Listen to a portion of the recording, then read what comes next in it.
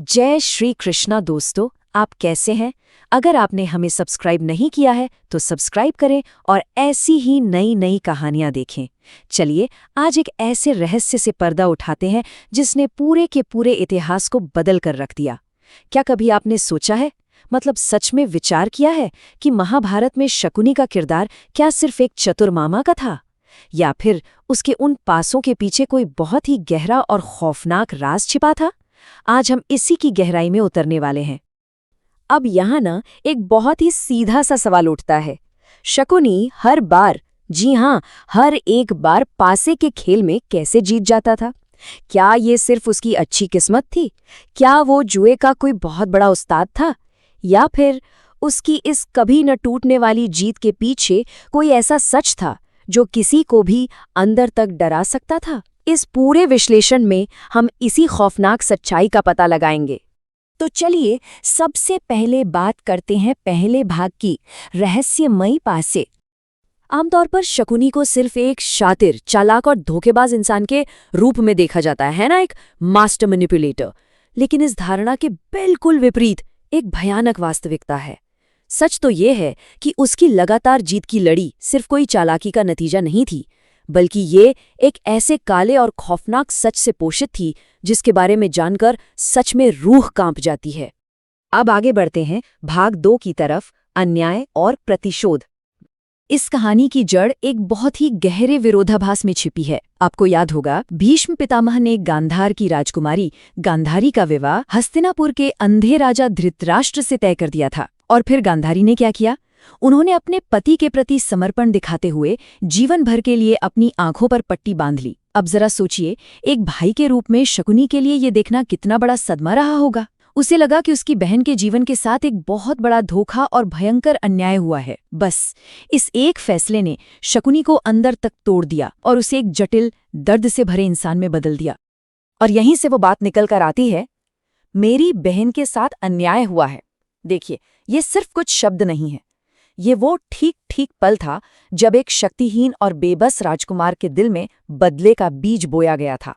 ये सिर्फ कोई पल भर का गुस्सा नहीं था, बल्कि एक ऐसा गहरा घाव था जो कभी भर ही नहीं पाया। अब हम आते हैं भाग 3 पर, कारावास और पिता का बलिदान।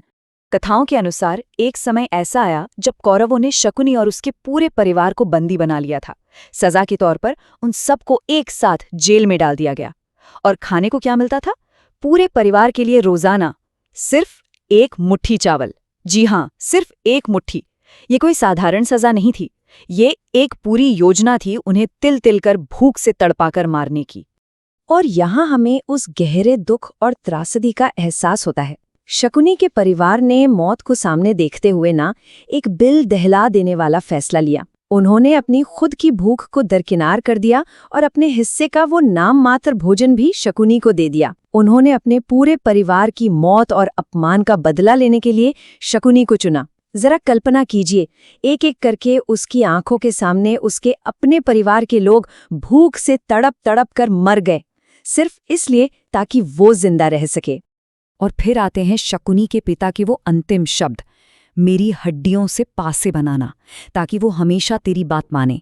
रोंगटे खड़े कर देने वाले शब्द हैं ये दृश्य तो हमारी कल्पना से भी परे है। एक पिता अपने बेटे से कह रहा है कि मेरी मौत के बाद मेरे शरीर की हड्डियों का इस्तेमाल करना। ये वो पल था जिसने शकुनी को एक पीड़ित व्यक्ति से पूरी तरह से एक विनाशकारी हथियार में बदल कर रख दिया। तो अब चलते हैं भाग 4 की ओर, पासों का खौफनाक सच। सच्चाई ये है कि वो पासे कोई साधारण हाथी दांत या लकड़ी के नहीं बने थे। वो वास्तव में शकुनी के मृत पिता की हड्डियों से तराशे गए थे।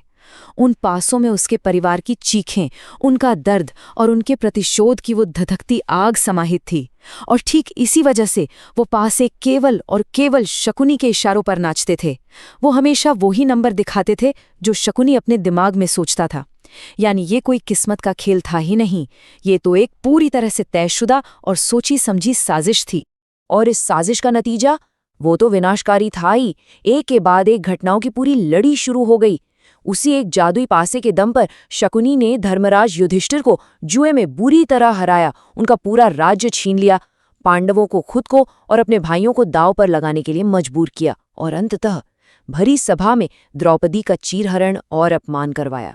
शकुनी का वो खेला गया खेल कोई साधारण जुआ नहीं था दोस्तों, वो एक चिंगारी थी जिसने महाभारत के उस महाविनाशकारी युद्ध को जन्म दिया।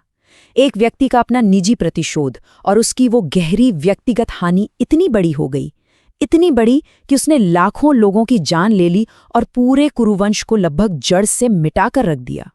अब आते हैं हमारे अंतिम भाग 5 पर, अंत और सीख। देखिए, इतिहास गवाह है कि अधर्म की जीत कभी भी स्थायी नहीं होती। शकुनी चाहे कितना भी चालाक क्यों न था, उसकी हर चाल, हर षड्यंत्र अंततः धूल में मिल ही गया। महाभारत के युद्ध में शक्तिशाली भीम के हाथों शकुनी का अंत हुआ। उसकी वो सारी कुशाग्र बुद्धि और उसके वो चमत्कारी पासे भी उसे उसके कर्मों की भयानक सजा से नहीं बचा सके। तो आज के इस पूरे विश्लेषण से सबसे महत्वपूर्ण सीख हमें क्या मिलती है? यही कि जब तीव्र बुद्धि का इस्तेमाल गलत दिशा में होता है तो वो पूरी दुनिया को तबाह कर सकती है।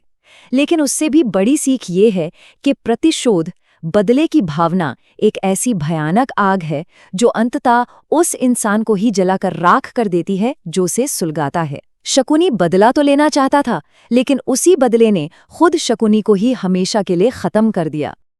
और इसी अंतिम सवाल के साथ हमारी आज की ये कहानी समाप्त होती है। क्या प्रतिशोध, क्या बदले की भावना कभी किसी को सच्ची जीत दिला सकती है? इस पर विचार जरूर कीजिएगा। अगर आपको ये वीडियो पसंद आया हो तो लाइक, शेयर और सब्सक्राइब जरूर करें। जय श्री कृष्णा।